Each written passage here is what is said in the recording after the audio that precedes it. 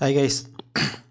இந்த வீடியோவில் வந்து பார்த்தீங்கன்னா ஒரு முக்கியமான விஷயம் ஷார்ட் செல்லிங்னா என்ன அப்படிங்கிறத பார்க்க போகிறோம். ஏற்கனவே நான் வந்து ஷார்ட் செல்லிங்னா என்ன அப்படிங்கிறது ஒரு சிம்பிளான வீடியோ வந்து நான் கொடுத்துருப்பேன். அது வந்து ஜஸ்ட் வந்து ஸ்டாக் மார்க்கெட்டில் ஒரு சின்ன மெக்கானிசம் எப்படி ஒர்க் ஆகுதுங்கிறத காமிக்கிறதுக்கான வீடியோ மட்டும்தான். ரொம்ப டீட்டெயில்டாக ஷார்ட் செல்லிங்னா என்ன அப்படிங்கிறத வந்து நான் எக்ஸ்பிளைன் பண்ணல. இந்த வீடியோவில் வந்து கம்ப்ளீட்டாக ஷார்ட் செல்லிங்னா என்ன அப்படிங்கிறது வந்து ஒரு ரியல் டைம் எக்ஸாம்பிளோட நம்ம வந்து ஒரு தெளிவாக பார்க்க போகிறோம். இந்த வீடியோவில் நீங்கள் ஷார்ட் செல்லிங்னா என்னங்கிறத நீங்கள் கம்ப்ளீட்டாக புரிஞ்சுக்குவீங்க. இதுக்கப்புறம் உங்களுக்கு வேறு வீடியோவே தேவைப்படாது. சரிங்களா? ஷார்ட் செல்லிங்னா என்னங்கிறத இப்போ பார்த்துருவோம்.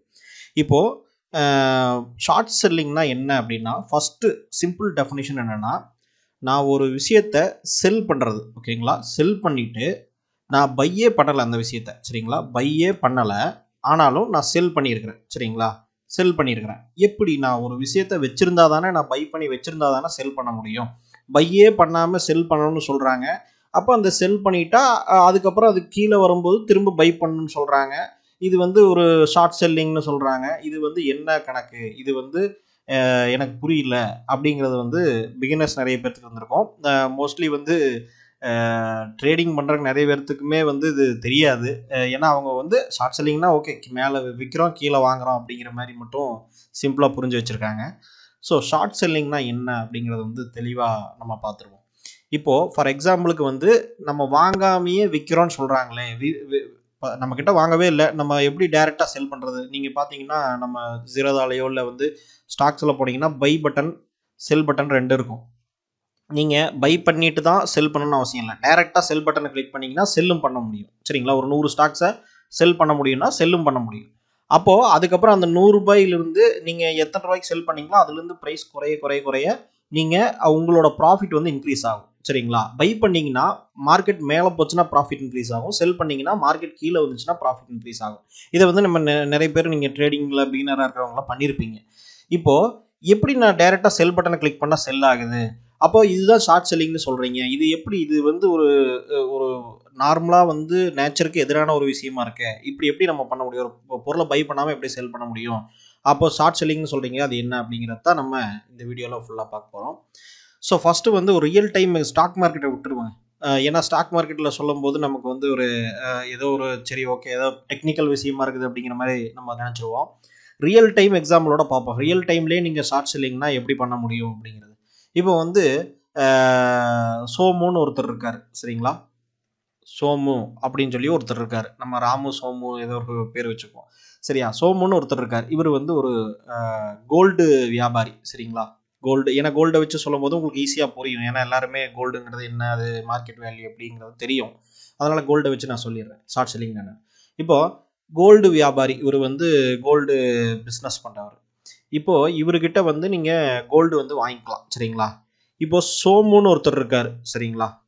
சோமுன்னு ஒருத்தர், சாரி ராமுன்னு ஒருத்தர் இருக்கார். இப்போ இந்த ராமுங்கிறவர் வந்து பார்த்தீங்கன்னா, ஒரு சாதாரண டீ குடிக்கிறதுக்கே வசதி இல்லாத ஒரு ஒரு சாதாரண ஒரு ஆள். நம்மள மாரி ஒரு ஆள்னு வச்சுக்கங்களேன். அப்போது இவர் வந்து ராமு வந்து, ஆனால் நாலேஜ் பயங்கரமாக இருக்குது. சரிங்களா? இவருக்கு வந்து நாலேஜ் பயங்கரமாக இருக்குது. போய் என்ன பண்ணுறாரு அப்படின்னா, ஒரு கோல்டு பற்றின மார்க்கெட்டில் என்னென்னலாம் நடக்குது, கோல்டோட விலை எப்போ ஏறும் எப்போ இறங்கும் எல்லாமே வந்து படித்து கரைச்சி குடிச்சு பயங்கரமாக வந்து நாலேஜ் டெவலப் பண்ணி வச்சுருக்காரு. இப்போ இவர் கண்டுபிடிச்ச விஷயம் என்னென்னா, ராமுங்கிறவர் கோல்டு மார்க்கெட் வந்து இறங்க போகுது அப்படின்னு கண்டுபிடிக்கிறாரு. சரிங்களா? ஓகே, கோல்டு மார்க்கெட் வந்து இறங்க போகுதுன்னு. இப்போது இவர் சோமு கிட்ட வருவார். இப்போ கரண்ட்டாக இன்னைக்கு மார்க்கெட் வேல்யூவில் வந்து பார்த்தீங்கன்னா, இந்த சோமு வச்சிருக்கிற கோல்டு இன்னைக்கு வந்து 1ஆம் தேதின்னு வச்சுக்குவோம். சும்மா 1ஆம் தேதி அப்படின்னு வச்சுக்குவோம். இப்போ இன்னைக்கு இவர் இன்னைக்கு தான் படித்து முடிச்சிருக்காரு. எல்லா ரிப்போர்ட்டையும் படித்து முடிச்சுட்டு வெயிட் பண்ணிட்டு இருக்காரு. இப்போ இன்னைக்கு 1ஆம் தேதி மார்க்கெட் வந்து ₹6000 கிராம்.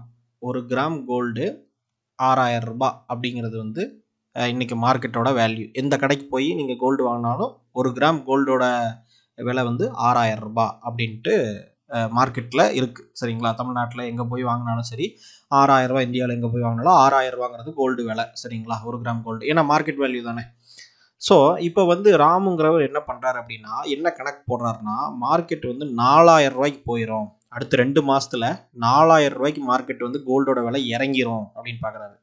இவருக்கு தான் டீ குடிக்கிறக்கே வசதி இல்லையே, இவர் இறங்கினாலும் அதனால் ஒன்றும் யூஸ் இல்லை. ஆனால் நாலேஜ் இருக்குது. இவர் என்ன பண்ணுறாருன்னா, இவர்கிட்ட காசும் இல்லை, ஏற்கனவே கோல்டும் இல்லை. கோல்டு இருந்தால் கூட சரி 4000 இறங்கிடும், இன்றைக்கே வித்துடலாம் அப்படின்னு யோசிப்பார்.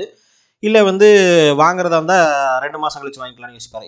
ஸோ இவர்கிட்ட காசு கிடையாது. ஓகேங்களா, சிம்பிளாக நம்மளை மாதிரி ஆளுன்னு வச்சுக்கோங்களேன். சிம்பிளாக எல்லோரும் பொதுவான காமனான பீப்புள். இப்போ ராமுங்கிறவர் என்ன பண்ணுறாரு அப்படின்னா, 2 மாதம் 2 மந்த்ஸில் கோல்டு விலை 4000 இறங்கிடும் அப்படின்னு முடிவு பண்ணுறாரு.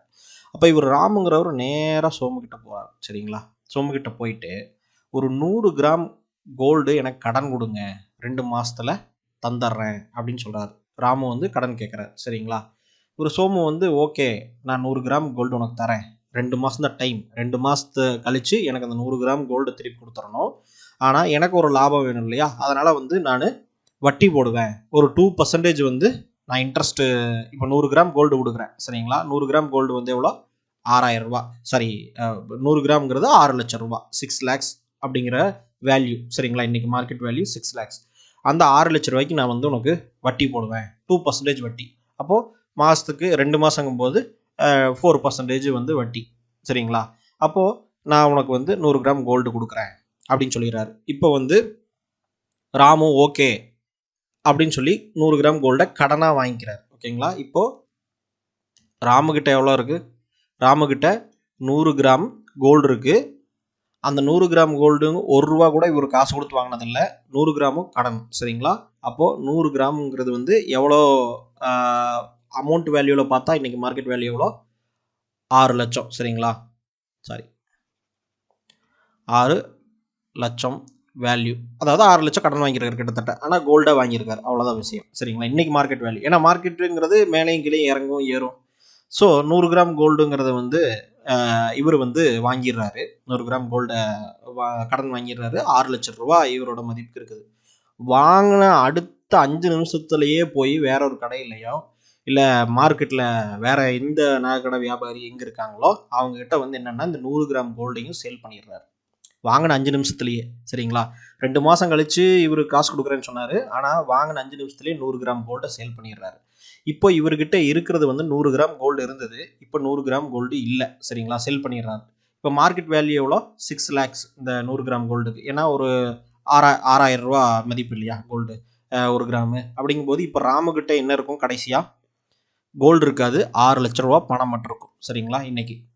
ஸோ 6 லட்ச ரூபா பணத்தை பேங்க்கில் போட்டு வச்சுட்டு கம்முன்னு உட்காந்துட்டார். ஓகேங்களா, இப்போது நாள் போகுது, 2 மாதம் ஆகுது. சரிங்களா, 2 மாதமாக பார்த்தீங்கன்னா ஒவ்வொரு நாள் கோல்டோட விலை இறங்கிட்டு இருக்கு. ஏன்னா ராமுங்கிறவர் அந்த கோல்டு மார்க்கெட்டில் பல ரிசர்ச் எல்லாம் பண்ணி கண்டுபிடிச்சி வச்சுருக்காரு.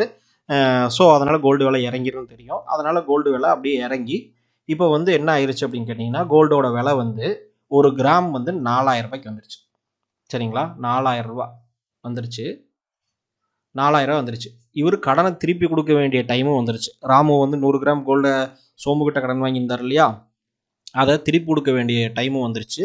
இப்போ என்ன பண்ணுறாரு, நேராக கடைக்கு போய் இந்த 4000 ரூபா மார்க்கெட் வேல்யூவில் இந்த கோல்டு 100 கிராம் கோல்டை பை பண்ணுறாரு. சரிங்களா, இப்போ இவர்கிட்ட ஏற்கனவே விற்றது எவ்வளோ இருந்துச்சு, காசு 6 லட்சம் இருந்தது. சரிங்களா, இப்போ இவர் 100 கிராம் கோல்டு வாங்கணும்னா 4 லட்சம் இருந்தால் போதும். சரிங்களா, 4 லட்சம் ரூபா இருந்தால் போதும். ஏன்னா ஒரு கிராம் கோல்டு எவ்வளோ, 4000 ரூபா. சரிங்களா, இப்போ 100 கிராம் கோல்டை வாங்கணும்னா ராமுக்கு எவ்வளோ தேவைப்படும், 4 லட்சம் தான் தேவைப்படும். ஸோ இப்போது இவர் 100 கிராம் கோல்டை வாங்கிட்டார். இப்போவே உங்களுக்கு புரிஞ்சிருக்கும்னு நினைக்கிறேன் இந்த கான்செப்ட். இப்போது ராமுக்கிட்ட இருக்கிறது என்னன்னு கேட்டிங்கன்னா, 100 கிராம் கோல்டு, 2 லட்ச ரூபா மீதி பணம். ஏன்னா 6 லட்ச ரூபா இவர் விற்ற பணம் வச்சுருந்தார், 6 lakhs வச்சுருந்தாரு. அதில் இன்னைக்கு மார்க்கெட் வேல்யூவில் ஒரு கிராம் 4000 ரூபா அப்படின்னா 4 லட்ச ரூபாய்க்கு 100 கிராம் கோல்டை வாங்கிட்டாரு. சரிங்களா, இப்போ கோல்டு இருக்குது, 2 லட்ச ரூபா பணம் இருக்குது. சரிங்களா, இப்போ சோமுவோட டைம் வந்துருச்சு. சோமு என்ன சொல்கிறாரு, சோமு என் கோல்டு திருப்பி குடியா, இன்னைக்கு 2 மாதம் ஆயிடுச்சு அப்படின்னு சொல்கிறார். இப்போ ராமு போய் நேராக 100 கிராம் கோல்டை திருப்பி கொடுத்துட்றாரு. ஓகேங்களா, இப்போது வட்டி எங்கேன்னு கேட்குறாரு. வட்டி ஒரு மாதத்துக்கு 2%, 6 லட்ச ரூபாய்க்கு வட்டி. சரிங்களா, 6 lakhsக்கு வட்டி. ஸோ என்ன பண்ணுறாரு அப்படின்னா, ஓகே 6 லட்ச ரூபா வட்டி பார்த்தீங்க அப்படின்னா 2%னா 12,000 ரூபா வரும், 24,000 ரூபா. ஸோ 25,000 ரூபா கொடுத்துறாரு. சரிங்களா, 25,000 கொடுத்துட்றாரு. 100 கிராம் கோல்டையும் திருப்பி கொடுத்துட்டாரு, 25,000 ரூபாயும் திருப்பி கொடுத்துட்டாரு. இப்போ இவர்கிட்ட இருந்த மீதி பணம் என்ன? 4 லட்ச ரூபாய்க்கு கோல்டை வாங்கினாரு, திருப்பி பை பண்ணார். அதாவது மார்க்கெட்டு ஹையில் இருக்கும்போது 6,000 ரூபாயில் இருக்கும்போது செல் பண்ணிட்டார், கடன் வாங்கி செல் பண்ணிட்டாரு. அதுக்கப்புறம் கீழே 4,000 ரூபாய்க்கு வரும்போது பை பண்ணார் இல்லையா, அந்த 4 லட்ச ரூபாய்க்கு தான் பை பண்ணார். சரிங்களா, 6 லட்ச ரூபாய்க்கு செல் பண்ணார், ஆனால் 4 லட்ச ரூபாய்க்கு தான் பை பண்ணார். இப்போ இந்த 4 லட்ச ரூபாய் எடுத்துகிட்டு போய் என்ன பண்ணுறாரு, 4 லட்ச ரூபாயில் எடுத்துகிட்டு போய் கோல்டை திரும்ப பை பண்ணிவிட்டு அந்த 4 லட்ச ரூபாயை 4 லட்ச ரூபாய்க்கு உண்டான கோல்டு மதி 100 கிராம் அவர்கிட்ட 100 கிராம் கடன் வாங்கிட்டு 100 கிராம் கொடுத்துட்டார். 25,000 ரூபா வட்டியாக கொடுத்துட்டார். இப்போது இவருக்கு லாபம் 2 லட்ச ரூபா இருந்தது, அதில் 25,000 போச்சுன்னா 1,75,000. இப்போது ராமு அப்படிங்கிறவருக்கு 1,75,000 ரூபா லாபம், 1 ரூபா கூட இன்வெஸ்ட் பண்ணல, 0 இன்வெஸ்ட்மெண்ட். இவர் லாபமா நஷ்டமா பார்த்தீங்கன்னா ராமுக்கு லாபம், சோமுக்கு நஷ்டமா அப்படின்னு கேட்டிங்கன்னா கிடையாது. அவரு கொடுத்த 100 கிராம் கோல்டு வந்துருச்சு, எக்ஸ்ட்ரா 25,000 அவருக்கு கைக்கு வட்டியாகவும் வந்துருச்சு. அவரு பொறுத்த வரைக்கும் ஹாப்பி. ஏன்னா அவரும் கோல்டு அவருக்கு தேவை, கோல்டு நாளைக்கு விளையிறனால அவர் வச்சுக்க போகிறாரு, அது அவரோட பிரச்சனை. ஏன்னா அவர் கோல்டு வியாபாரி, கோல்டை கொடுத்தாரு, திரும்பி வாங்கினாரு, வேலை முடிஞ்சது, அவர் போயாச்சு. அவருக்கு 25,000 ரூபாய் லாபம். ஏன்னா இந்த 100 கிராம் கோல்டு அப்படியே அவர் வச்சுருந்தா கூட என்ன இருக்கும், அவருக்கு இந்த 25,000 ரூபாய் விற்றாதான் அது அவருக்கு காசு கிடைக்குமே தவிர, விற்காம 25,000 வட்டி கிடைக்குமா? விற்காம அந்த 100 கிராம் கோல்டையும் வச்சு அந்த 100 கிராம் கோல்டுக்கு வட்டி கிடைக்குமா அப்படின்னு பார்த்தீங்கன்னா 25,000 ரூபாய் கிடச்சிருக்கு, அவரும் சந்தோஷமாக போயிட்டார். சரிங்களா, இதுதான் ஷார்ட் செல்லிங். இப்போது இதை ஸ்டாக் மார்க்கெட்டில் என்ன அப்படிங்கிறத அப்படியே ஆல்ரெடி புரிஞ்சிருக்கும் உங்களுக்கு, விஷயமே உங்களுக்கு தெளிவாக புரிஞ்சிருக்கும் ஷார்ட் செல்லிங்னா என்ன அப்படின்ட்டு. நீங்கள் ஒரு ஸ்டாக்ஸை செல் பண்ணுறீங்க அப்படின்னா எடுத்தோன்னே பையே பண்ணாமல் டைரெக்டாக செல் பண்ணுறீங்கன்னா ஆல்ரெடி நீங்கள் கடன் வாங்கி தான் செல் பண்ணியிருக்கீங்க மார்க்கெட்டில் அப்படின்னு அர்த்தம். ஆனால் இந்த என்டையர் மெக்கானிசமும் உங்களுக்கு இந்த என்டையர் மெக்கானிசமும் ஃப்ராக்ஷன் ஆஃப் செகண்டில் நடந்துடும். சரிங்களா, இந்த கடன் வாங்கி அதை கொடுக்குறது எல்லாமே மார்க்கெட்டில் அதுலேயே இருக்கிறதுனால ஃப்ராக்ஷன் ஆஃப் செகண்டில் நடந்துடும். அதனால் உங்களுக்கு இந்த செல் பண்ணுறது அப்படிங்கிற இந்த கான்செப்ட் ஃப்ராக்ஷன் ஆஃப் செகண்டில் எக்ஸிக்யூட் ஆகிடுது. அதனால் இந்த லாஜிக் பிஹைண்ட் இதோட உண்மையான லாஜிக் என்னங்கிறது உங்களுக்கு தெரியல. ஆனால் இந்த ராமு சோமு கதை தான் நடக்குது. ஓகேங்களா, இப்போது இந்த ஸ்டாக்ஸை நீங்கள் செல் பண்ணிட்டீங்கன்னா திரும்ப கீழே வரும்போது பை பண்ணி அவருக்கு 100 குவான்டிட்டி நீங்கள் கடன் வாங்குறீங்க அப்படின்னா அந்த 100 குவான்டிட்டி திருப்பி கொடுத்துட்றீங்க. சரிங்களா, கான்செப்ட் சிம்பிள். ஆனால் இதுக்கு வட்டியெல்லாம் கொடுக்குறதில்ல. ஸோ சிம்பிளாக அந்த 100 குவான்டிட்டிக்கும் இருக்கிற டிஃப்ரென்ஸ் என்னவோ அது உங்களுக்கு லாபம் வந்துடும். ராமு சோமு கதையில் கோல்டுக்கு எவ்வளோ லாபம் வந்துச்சோ அதே தான் சேம் கான்செப்ட். ஓகேங்களா, ஸோ ரொம்ப சிம்பிளான விஷயம் ஷார்ட் செல்லிங்கிறது. இதுதான் ஷார்ட் செல்லிங்கோட மெக்கானிசம். இப்போது இந்த ராமுங்கிறவர் இப்போ ஒரு சின்ன ஒரு விஷயத்தை ஆட் பண்ணுறேன் நான். இந்த ராமுங்கிறவர் இவர் பேரை நான் மாற்ற போகிறேன். சரிங்களா, இவர் ஒரு பெரிய கோல்டு ரிசர்ச் எக்ஸ்பர்ட் இந்தியாவிலேயே. சரிங்களா, கோல்டு ரிசர்ச் எக்ஸ்பர்ட். இவர் சொல்கிற மாதிரி கோல்டோட விலை எப்பவுமே நிறைய டைம் மாறி இருக்கு, அடிக்கடி இல்லை. இவர் சொல்கிற 100% நடக்கல, வெதர் ரிப்போர்ட் மாதிரி ஒரு 10%, 20% நடந்திருக்கு. அப்போது நிறைய மக்கள் அந்த 10-20%னாலே 120 கோடி மக்கள் தொகையில் 10%னாலே எவ்வளோ ஆச்சுங்க உங்களுக்கு, கிட்டத்தட்ட ஒரு 12 கோடி உங்களுக்கு வந்துடுது. அப்போ நிறைய மக்கள் இவரோட விஷயத்தை அட்வைஸை ஃபாலோ பண்ணுறாங்க. சரிங்களா, இந்த ராமுங்கிறவர். இப்போ இந்த ராமுங்கிறவர் இந்த ஷார்ட் செல்லிங், அதாவது 6 லட்ச ரூபாய்க்கு கோல்டை வாங்கி 6 லேக்ஸ் கோல்டை வாங்கி மார்க்கெட்டில் செல் பண்ணி 6 லேக் கேஷாக மாற்றிட்டார். சரிங்களா, கோல்டை 6 லேக்ஸ் கேஷாக மாற்றிட்டார். ஏன்னா கீழே இறங்கும்போது திரும்ப வாங்கிக்கலாம் அப்படின்ட்டு. இவர் 6 லேக்ஸ்க்கு சேல் பண்ணிட்டார் இல்லையா, சேல் பண்ணதுக்கப்புறம் என்ன பண்ணுறாருன்னா, இவர் நிறைய டிவியில் போய் அட்வைஸு இந்த மாதிரி ராமுலாம் பயங்கரமாக கொடுப்பாரு, எல்லாமே பயங்கரமாக சொல்லுவார். இப்போது இவர் போய் இந்த ராமுங்கிறவர் என்ன பண்ணிட்டாரு, டிவியில் அவருக்கு பெரிய சேனல் ஃபாலோவர்ஸ் எல்லாமே பயங்கரமாக இருக்காங்க, கவர்மெண்ட்டு எல்லாமே ஃபாலோ பண்ணுறவங்க. அப்படிங்கும்போது ராமுங்கிறவர் உடனே ஒரு ரிப்போர்ட்டை தயாரித்து, ஒரு அறிக்கையை தயாரித்து, கோல்டு விலை இறங்க போகுது அப்படின்னு சொல்லி ஒரு அறிக்கையை தயாரித்து வெளியே விடுறாரு. சரிங்களா, அந்த அறிக்கையை படித்து பார்க்குற மக்களுக்கு எல்லாமே இவர் சொல்கிறது கரெக்டாக தான் அப்படிங்கிற மாதிரி அவருக்கு ஒரு விஷயம் பிம்பம் ஏற்படுது. இருந்தாலும் என்னென்னா நிறைய பேர் அந்த விஷயம் ராமு மாதிரியே கொஞ்சம் நாலேஜ் இருக்கிறவங்க அவங்க சரி ஓகே அப்புறம் பார்த்துக்கலான்னு விட்டுறாங்க. ஆனால் சாதாரண ஒரு காமன் பீப்புள் வந்து ராமுவை ஃபாலோ பண்ணுறவங்க வந்து பேனிக் ஆகிறாங்க, சரி கோல்டு வந்து கீழே இறங்கிடும் அப்படின்ட்டு. சரிங்களா? இவர் வந்து ராமுங்கிறவர் செல் பண்ணதுக்கு அப்புறமா தான் இந்த ரிப்போர்ட்டை வந்து வெளியே கொடுக்குறாரு. சரிங்களா? இப்போ இந்த ரிப்போர்ட்டை வெளியே கொடுத்தோன்னே இவர் ஃபாலோ பண்ணிருக்கவங்க, ஏன்னா இவர் ஒரு ரெப்பீட்டடு இன்வெஸ்டர், அதாவது ஒரு ஒரு ஃபேமஸான ஒரு பயங்கரமான இன்வெஸ்டர், மக்களால் வந்து ஃபாலோ பண்ணக்கூடிய ஆல்ரெடி ட்ராக் ரெக்கார்டு இருக்கிற ஒரு மனுஷங்கிறதுனால இவர் சொல்கிறது வந்து வேலிடாக எடுத்துக்கிறாங்க. அப்போ எல்லாருமே கோல்டு என்ன பண்ணுறாங்க, செல் பண்ணுறாங்க மார்க்கெட்டில். சரிங்களா? செல் பண்ணும்போது ஆட்டோமேட்டிக்காகவே சப்ளை ஜாஸ்தி ஆகும்போது, ஒரு எக்கனாமிக்ஸ் படி நம்ம வந்து சப்ளை வந்து செல்லிங் சப்ளை ஜாஸ்தி ஆகும்போது என்ன ஆகும், ஏல முறைப்படி அப்படியே குறைஞ்சு சரி இந்த விலைக்கே கொடுத்துடலாம் இந்த விலைக்கே கொடுத்துடலான்னு குறைஞ்சு 4000 ரூபாய்க்கு கோல்டு வந்துருச்சு. அதாவது 6000 ரூபாய்க்கு இருந்தது, 6Kல இருந்தது, 4Kக்கு வந்துருச்சு. சரிங்களா?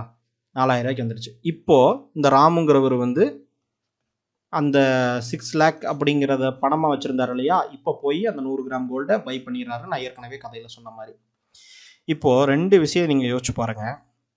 ராமுங்கிறவர் கண்டுபிடிச்சதுனால கோல்டு விலை இறங்குச்சா, இல்லை ராமுங்கிற ரிப்போர்ட் கொடுத்ததுனால கோல்டு விலை இறங்குச்சா அப்படின்னு பார்த்தீங்கன்னா, ஸோ ராமுங்கிற ஒருத்தர் வந்து ஒரு ட்ராக் ரெக்கார்டு உள்ள ஆள், அவர் சொன்னால் நம்புறதுக்கு பல பேர் இருக்கிறாங்க அப்படின்னா, ஏற்கனவே இறங்கக்கூடிய விஷயம், அதாவது நார்மலாக இறங்கும், எப்பாவது ஒரு இறங்கும். ஆனால் இவர் வாங்கினதுக்கப்புறம் இறங்க வச்சிருக்காரு அப்படின்னு தான் சொல்ல முடியும். சரிங்களா? அதில் இவருக்கு ஒரு பங்கு இருக்குது. இப்போது மார்க்கெட்டில் இவர் பேச்சை கேட்டு செல் பண்ணாங்களா, இல்லை உண்மையாகவே அது குறையும்னு செல் பண்ணாங்களா, இல்லை அது உண்மையாகவே மார்க்கெட்டில் குறைஞ்சதா, கொஞ்சம் கொஞ்சமாக ஏற்கனவே குறைஞ்சிட்டு இருந்தது கண்டினியூ ஆச்சா அப்படிங்கிறத 2 கொஸ்டின் உங்ககிட்டயே விடுறேன் நான். சரிங்களா? இதுதான் பர்செப்ஷன் கேம் அப்படின்னு சொல்கிறது. Perception game. இந்த ராமுங்கிற ஒரு பேரை மாற்றினீங்கன்னா, ராமுவோட பேர் வந்து இன்னையிலேருந்து மாற்றப்படுது. அது வந்து நேத்தன் ஆண்டர்சன் அப்படிங்கிற, இது யாருன்னு கேட்டிங்கன்னா ஹிண்டன்பெர்க் ரிசர்ச் அப்படிங்கிற கம்பெனியோட ஓனர். இந்த சோமுங்கிறவருக்கு வந்து பெரிய ஒரு நாமம் போட்டார் இல்லைங்களா. இந்த சோமுங்கிறவர் வந்து யாருன்னு கேட்டிங்கன்னா, யாரெல்லாம் வந்து அதானியோட ஷேர்ஸை வந்து பை பண்ணி வச்சுருந்தாங்களோ மேபி அவங்க பேரெல்லாம் சோமு அப்படின்னு இருக்கலாம். சரிங்களா? இதில் வந்து மியூச்சுவல் ஃபண்டு வராது, ஏன்னா மியூச்சுவல் ஃபண்டு மோஸ்ட்லி வந்து அதானியோட ஷேர்ஸை வாங்கலை. இதில் ஏன் இந்த கான்செப்ட் இன்க்ளூட் பண்ணுறேன்னா, இப்போ ரீசெண்ட் டைமில் இந்த கான்செப்ட் வந்து நிறைய பேருக்கு புரியல, அது ஒரு முக்கியமான விஷயங்கிறதுனால இந்த டைமில் அதை லேர்ன் பண்ணுறதுக்கு வந்து ஒரு எக்ஸாம்பிள் கொடுக்குறது கரெக்டாக இருக்கும். இப்போது இந்த ராமுங்கிறவர் வந்து ஏற்கனவே பல கம்பெனியை, இந்த நேத்தன் ஆண்டர்சன்ங்கிறவர் வந்து பல கம்பெனியை ஷார்ட்டிங் பண்ணி ஏற்கனவே ட்ராக் ரெக்கார்ட் இருக்குது. அவர் சொன்னால் அந்த ஷேர்ஸ் எல்லாம் கீழே போகும் அப்படிங்கிறதுக்கு உண்டானதும் இல்லை, அதோட வேல்யூ இல்லை அப்படிங்கிறதுக்கு உண்டான ட்ராக் ரெக்கார்டு இவர்கிட்ட இருக்குது. அப்போது இவர் சொன்னால் ஒரு கிரெடிபிலிட்டி இருக்குது அந்த ரிப்போர்ட்டில். அப்போது இத்தனை நாள் சேல் பண்ணாதவங்க இன்னைக்கு சேல் பண்ணுறாங்க அப்படின்னா, ஏற்கனவே ஷார்ட்டிங் பண்ணிவிட்டு இவர் வந்து ரிப்போர்ட்டை வெளியே விட்டுருக்காரு, ஹிண்டன்பெர்க் ரிப்போர்ட்டை வெளியே விட்டுருக்காரு. சரிங்களா? அப்போது நான் கேட்குறது 2 கேள்வி. இந்த ஹிண்டன்பெர்க் ரிப்போர்ட்டு வெளியே வந்ததுக்கப்புறமா மார்க்கெட் வேல்யூ குறைஞ்சதா, இல்லை மார்க்கெட் வேல்யூ குறைஞ்சிட்டு வரும்போது இவர் வந்து ரிப்போர்ட்டை வெளியே விட்டாரா அப்படிங்கிறது வந்து 2 கொஸ்டின் இருக்குது. சரிங்களா? இந்த 2 கொஸ்டினுக்கு யாரும் ஆன்சர் பண்ண முடியாது. ஏன்னா இது பர்செப்ஷன் கேம். அப்போது நீங்கள் கற்றுக்க வேண்டியது என்ன அப்படின்னா, வேல்யூ இருக்கிற விஷயத்தை யார் செல் பண்ணாலும் அடுத்து பை பண்ணுறதுக்கு எல்லாரும் தயாராக இருப்பாங்க. அதனால் வேல்யூ இருக்கிற விஷயமும் ஒரு மார்ஜின் ஆஃப் சேஃப்டியும் இருக்கும்போது தான் ஒரு கம்பெனியை வாங்கணும். அதானியோட கம்பெனி ஆல்ரெடி ஓவர் வேல்யூடாக இருந்ததுனால இந்த ஷார்ட்டிங்க்கு ஒரு ஈஸி டார்கெட் அப்படிங்கிறது வந்து நேத்தன் ஆண்டர்சன் டிசைட் பண்ணதாக கூட இருக்கலாம். சரிங்களா? ஏன்னா யாரு மேலே குற்றம் சொன்னால் ஈஸியாக வந்து அதை நம்ப முடியுமோ அப்போது அது ஒரு இம்பேக்டை க்ரியேட் பண்ணும். இதுதான் வந்து என்னென்னா, அது ஒரு செயின் ரியாக்ஷனை க்ரியேட் பண்ணும். இதுதான் என்னென்னா தியரி ஆஃப் ரிஃப்ளெக்சிவிட்டி அப்படிங்கிறது சொல்கிறாங்க. இது யார் இந்த டேர்ம்ஸை யார் காயின் பண்ணது அப்படின்னா, ஜார்ஜ் சோரோஸ். உங்களுக்கு எல்லாத்துக்குமே தெரியும், ஜார்ஜ் சோரோஸ் அப்படிங்கிறவர் வந்து ஒரு பெரிய ட்ரேடர். இவர் வந்து bank of the man who broke the bank of England அப்படிங்கிற ஒரு பேர் வந்து இவருக்கு கொடுத்துருந்தாங்க. ஏன்னா பேங்க் ஆஃப் இங்கிலாந்து ஷார்ட்டிங் பண்ணி, பேங்க் ஆஃப் இங்கிலாந்து எப்படி ஷார்ட்டிங் பண்ண முடியும், அது ஒரு பேங்க் தானே அப்படின்னா, அவர் ஸ்டாக்கை ஸ்டார்ட் பண்ணல, அந்த மொத்த இங்கிலாந்து கிரேட் பிரிட்டன் பவுண்டே வந்து ஷார்ட்டிங் பண்ணார். அந்த பவுண்டு ஃபோரெக்ஸ் மார்க்கெட்டில் அந்த பவுண்டை வந்து ஷார்ட்டிங் பண்ணி சம்பாதிச்சார். இது சேம் கான்செப்ட் நான் இப்போ ஏற்கனவே வந்து கோல்டு மார்க்கெட் சொன்னது தான். சரிங்களா? ஆர்டிஃபிஷியலாக மெயின்டைன் பண்ணாங்க அப்படின்னு சொல்லி ஷார்ட்டிங் பண்ணாரு. ஆனால் அவரும் என்ன சொல்லியிருக்காருன்னா, நான் ஷார்ட்டிங் பண்ணதுனால மார்க்கெட் விழுந்துச்சா இல்லை மார்க்கெட் விழுகிறது தெரிஞ்சு நான் ஷார்ட்டிங் பண்ணனா அப்படிங்கிறது வந்து இந்த தியரி ஆஃப் ரிஃப்ளெக்சிவிட்டி அப்படிங்கிற ஒரு கான்செப்டில் அடங்கிடும். என்னன்னா, ஏற்கனவே வந்து ஒரு ஒரு ஈஸி டார்கெட் உள்ள விஷயத்த அதுக்கு ஏற்ற மாதிரியான ஒரு பர்செப்ஷனை கிரியேட் பண்ணால் மார்க்கெட்டில் வந்து நீங்கள் ஷார்ட்டிங் பண்ணிட்டீங்கனாலும் அதுக்கு அடுத்து அந்த பர்செப்ஷனை எத்தனை பேர் நம்புகிறாங்களோ அது ஷார்ட்டிங் ஆகும். அது ஈவன் வேல்யூபிளான விஷயமா இருந்தால் கூட ஷார்ட்டிங் ஆகும். அதுக்கப்புறம் அது குறைஞ்சதுக்கப்புறம் அடுத்து இன்வெஸ்டர் அப்படின்னு ஒருத்தரப்பா அவன் வந்து இந்த வேல்யூக்கு வாங்கி அவன் வந்து வேற மாதிரி திங்க் பண்ணுவாங்க. ஷார்ட்டிங்கிறது ஒரு டைப் ஆஃப் திங்கிங்னா இன்வெஸ்டர் வந்து கீழே விழுந்தா வாங்குறதுக்கு தயாராக இருப்பாங்க. ஏன்னா அவங்களுக்கு அதோட வேல்யூ என்னங்கிறது தெரியும். சரிங்களா? அதை பற்றின டீட்டெயில்டான விஷயங்கள் வந்து நான் அடுத்து சொல்கிறேன். அதாவது கோயிங் லாங் ஆக்டிவிஸ்ட் இன்வெஸ்டிங்னா என்ன அப்படிங்கிறது. இது ஆக்டிவிஸ்ட் ஷார்ட் செல்லிங்கில் ஆக்டிவிஸ்ட் பண்ணுறோம் அப்படின்னா நான் ஷார்ட்டிங் பண்ணதுக்கப்புறம் அதை ஒரு விஷயத்தை உருவாக்குறது, ஒரு நெரேட்டிவ் உருவாக்குறது. அந்த நெரேட்டிவ் உண்மையோ பொய்யோ, அந்த ரிப்போர்ட் உண்மையோ பொய்யோ அது முக்கியமே இல்லை. அதை நீங்கள் நம்புறீங்களா இல்லையா அதுதான் முக்கியம். சரிங்களா? இது எதுக்காக சொல்கிறேன் அப்படின்னா, இது வந்து நம்ம தெரிஞ்சுக்க வேண்டிய விஷயம் ஸ்டாக் மார்க்கெட்டில் இருந்தோம் அப்படின்னா. ஸோ அதனால் வந்துன்னா யார் உண்மை யார் பொய்ங்கிறத விடவுமே இப்போ இந்த ரிஃப்ளெக்சிவிட்டி அப்படிங்கிற இந்த தியரி தான் இப்போ உண்மையாக இருக்குது. சரிங்களா? அதனால் வந்து அதை வந்து நீங்கள் எப்பவுமே நோட் பண்ணிக்கோங்க. ஸோ இதுதான் வந்து ஷார்ட் செல்லிங்கில் நீங்கள் தெரிஞ்சுக்க வேண்டிய விஷயம். இதை தவிர எக்ஸ்ட்ராவாக நிறைய விஷயங்கள் இருக்குது. ஒரே வீடியோவில் எல்லாமே சொன்னோம்னா கன்ஃபியூஸ் ஆகும். அதனால் நான் வேறு வீடியோ நான் உங்களுக்கு க்ரியேட் பண்ணுறேன்.